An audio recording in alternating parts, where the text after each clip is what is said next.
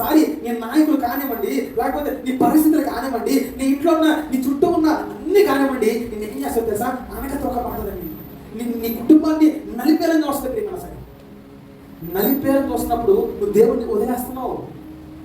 కానీ ఈ చెప్పబడిన ఉపమానంలో ఈ కుటుంబం ఏం చేస్తుందో తెలుసా? నల్లగా కొట్టబడినా సరే ఆరాధన క్రమం మాత్రం మారలేదంట. బాగా ఎక్కువ అవుతుంది కానీ తగ్గట్లేదు మన సరే. కానీ ఈరోజు మన పరిస్థితులు ఎలా ఉందో తెలుసా? చిన్న నిప్పు రాగానే దేవుడు మందిరం వదిలేస్తామని, చిన్న బాధ రాగానే ఆరాధన పక్కన పెట్టేస్తున్నాం.